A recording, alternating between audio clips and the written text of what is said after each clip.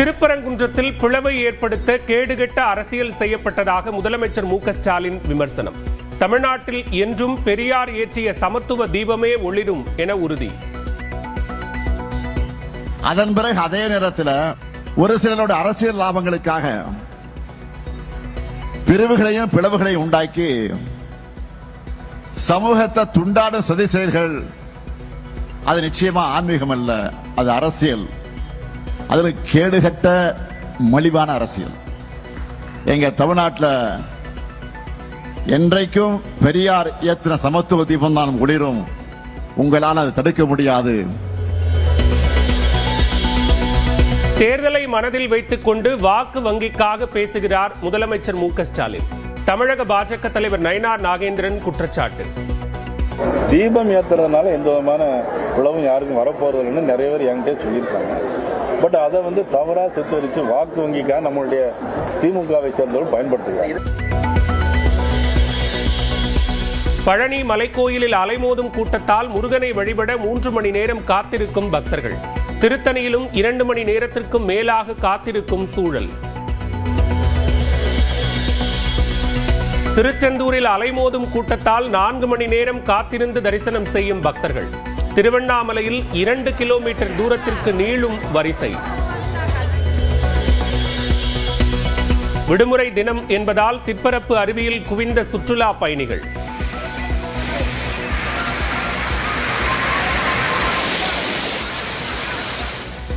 கோதை ஆற்றில் படகு சவாரி செல்ல 6 மாதங்களுக்கு பின் அனுமதி.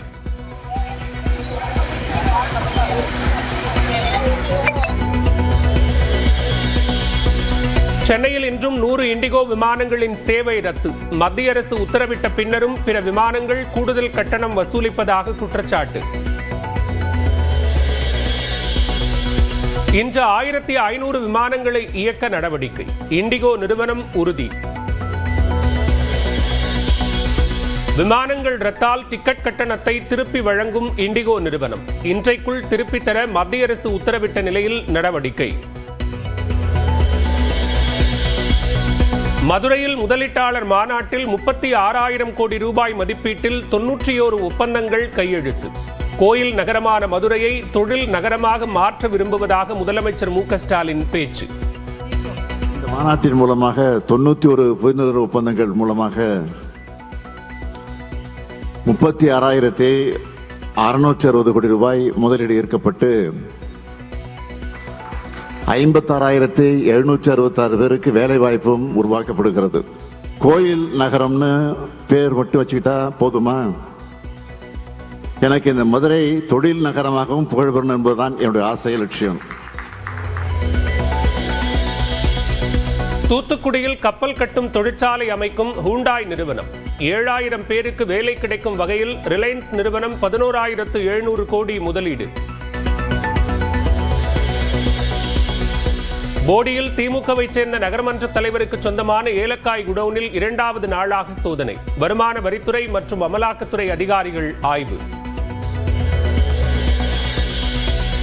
மதுரை பாண்டிக்கோயில் அருகே மேலமடையில் 1 கிலோமீட்டர் நீள பாலம் திறப்பு. 150 கோடி ரூபாய் மதிப்பில் கட்டப்பட்ட வேலுநாச்சியார் பாலத்தை திறந்து வைத்தார் முதலமைச்சர் மு.க.ஸ்டாலின்.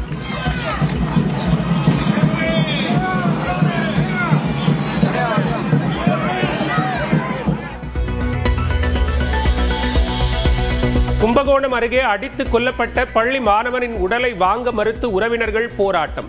சம்பவத்தில் தொடர்புடைய அனைவரையும் கைது செய்ய வலியுறுத்தல். சென்னை அண்ணா நகரில் ஜிஎஸ்டி அலுவலக கேண்டீனில் தீ விபத்து. போராடி அணைத்த தீயணைப்பு படையினர்.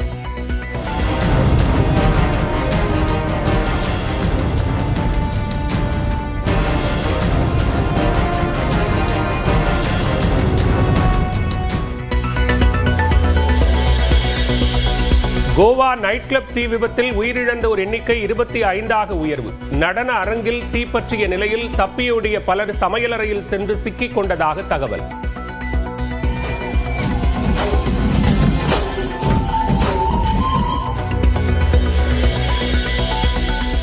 நாகர்கோவிலில் பெண்ணின் கழுத்தில் நகையை பறிக்க முயன்ற திருடன் கைது. 33 ஆண்டுகளுக்கு பின்பு நகை பறிப்பில் ஈடுபட்ட போது சிக்கினார்.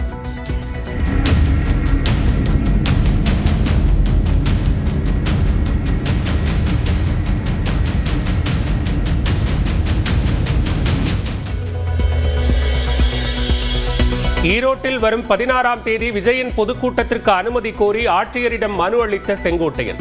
தமிழ்நாட்டில் மாபெரும் எழுச்சி ஏற்பட போவதாக பேட்டி.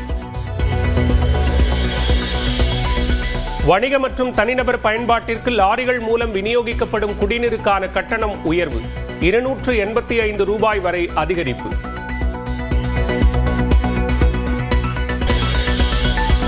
திருப்பரங்குன்றத்தில் பிளவை ஏற்படுத்த கேடுகெட்ட அரசியல் செய்யப்பட்டதாக முதலமைச்சர் மு.க.ஸ்டாலின் விமர்சனம். தமிழ்நாட்டில் என்றும் பெரியார் ஏற்றிய சமத்துவ தீபமே ஒளிரும் என உறுதி. அதன் பிறகு அதே நேரத்தில் ஒரு சிலரோட அரசியல் லாபங்களுக்காக பிரிவுகளையும் பிளவுகளையும் உண்டாக்கி சமூகத்தை துண்டாடும் சதி செயல்கள். அது நிச்சயமா ஆன்மீகம் அல்ல, அது அரசியல். அது கேடுகட்ட மலிவான அரசியல். எங்க தமிழ்நாட்டில் என்றைக்கும் பெரியார் ஏற்றின சமத்துவ தீபம் தான் ஒளிரும். உங்களால் அதை தடுக்க முடியாது. தேர்தலை மனதில் வைத்துக் கொண்டு வாக்கு வங்கிக்காக பேசுகிறார் முதலமைச்சர் மு.க.ஸ்டாலின். தமிழக பாஜக தலைவர் நயினார் நாகேந்திரன் குற்றச்சாட்டு. தீபம் ஏத்துறதுனால எந்த விதமான உழவும் யாருக்கும் வரப்போறதில்லைன்னு நிறைய பேர் என்கிட்ட சொல்லியிருக்காங்க. பட் அதை தவறா சித்தரிச்சு வாக்கு வங்கிக்காக நம்மளுடைய திமுகவை சேர்ந்தவர்கள் பயன்படுத்துகிறாங்க. பழனி மலைக்கோயிலில் அலைமோதும் கூட்டத்தால் முருகனை வழிபட 3 மணி நேரம் காத்திருக்கும் பக்தர்கள். திருத்தணியிலும் 2 மணி நேரத்திற்கும் மேலாக காத்திருக்கும் சூழல். திருச்செந்தூரில் அலைமோதும் கூட்டத்தால் 4 மணி நேரம் காத்திருந்து தரிசனம் செய்யும் பக்தர்கள். திருவண்ணாமலையில் 2 கிலோமீட்டர் தூரத்திற்கு நீளும் வரிசை. விடுமுறை தினம் என்பதால் திற்பரப்பு அருவியில் குவிந்த சுற்றுலா பயணிகள்.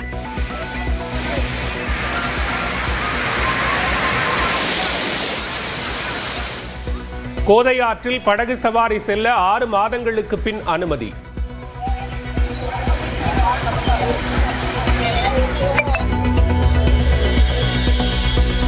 சென்னையில் இன்றும் 100 இண்டிகோ விமானங்களின் சேவை ரத்து. மத்திய அரசு உத்தரவிட்ட பின்னரும் பிற விமானங்கள் கூடுதல் கட்டணம் வசூலிப்பதாக குற்றச்சாட்டு. இன்று 1500 விமானங்களை இயக்க நடவடிக்கை. இண்டிகோ நிறுவனம் உறுதி. விமானங்கள் ரத்தால் டிக்கெட் கட்டணத்தை திருப்பி வழங்கும் இண்டிகோ நிறுவனம். இன்றைக்குள் திருப்பித் தர மத்திய அரசு உத்தரவிட்ட நிலையில் நடவடிக்கை. மதுரையில் முதலீட்டாளர் மாநாட்டில் 36,000 கோடி ரூபாய் மதிப்பீட்டில் 91 ஒப்பந்தங்கள் கையெழுத்து. கோயில் நகரமான மதுரையை தொழில் நகரமாக மாற்ற விரும்புவதாக முதலமைச்சர் மு.க.ஸ்டாலின் பேச்சு. இந்த மாநாட்டின் மூலமாக 91 புரிந்துணர்வு ஒப்பந்தங்கள் மூலமாக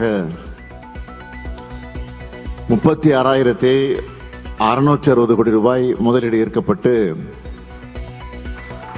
56,766 பேருக்கு வேலை வாய்ப்பும் உருவாக்கப்படுகிறது.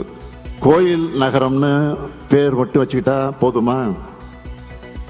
எனக்கு இந்த மதுரை தொழில் நகரமாகவும் புகழ்பெறணும் என்பதுதான் என்னுடைய ஆசை, லட்சியம்.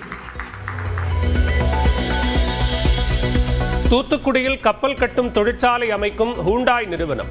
7,000 பேருக்கு வேலை கிடைக்கும் வகையில் ரிலையன்ஸ் நிறுவனம் 11,700 கோடி முதலீடு. போடியில் திமுகவை சேர்ந்த நகர்மன்ற தலைவருக்கு சொந்தமான ஏலக்காய் குடோனில் 2வது நாளாக சோதனை. வருமான வரித்துறை மற்றும் அமலாக்கத்துறை அதிகாரிகள் ஆய்வு.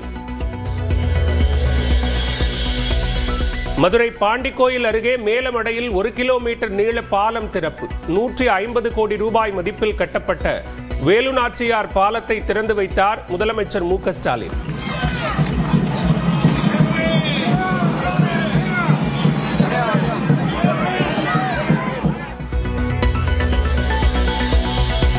கும்பகோணம் அருகே அடித்து கொல்லப்பட்ட பள்ளி மாணவனின் உடலை வாங்க மறுத்து உறவினர்கள் போராட்டம். சம்பவத்தில் தொடர்புடைய அனைவரையும் கைது செய்ய வலியுறுத்தல்.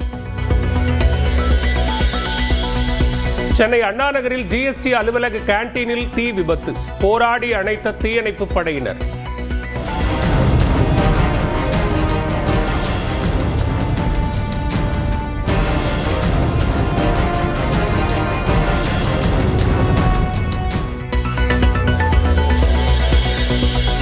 கோவா நைட் கிளப் தீ விபத்தில் உயிரிழந்தோர் எண்ணிக்கை 25ஆக உயர்வு.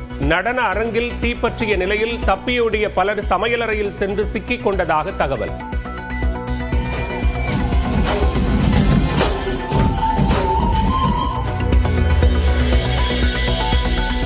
நாகர்கோவிலில் பெண்ணின் கழுத்தில் நகையை பறிக்க முயன்ற திருடன் கைது. 33 ஆண்டுகளுக்கு பின்பு நகை பறிப்பில் ஈடுபட்ட போது சிக்கினார்.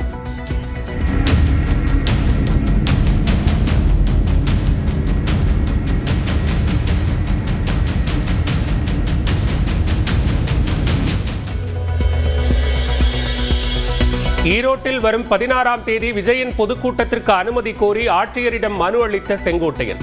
தமிழ்நாட்டில் மாபெரும் எழுச்சி ஏற்பட போவதாக பேட்டி. வணிக மற்றும் தனிநபர் பயன்பாட்டிற்கு லாரிகள் மூலம் விநியோகிக்கப்படும் குடிநீருக்கான கட்டணம் உயர்வு. 285 ரூபாய் வரை அதிகரிப்பு.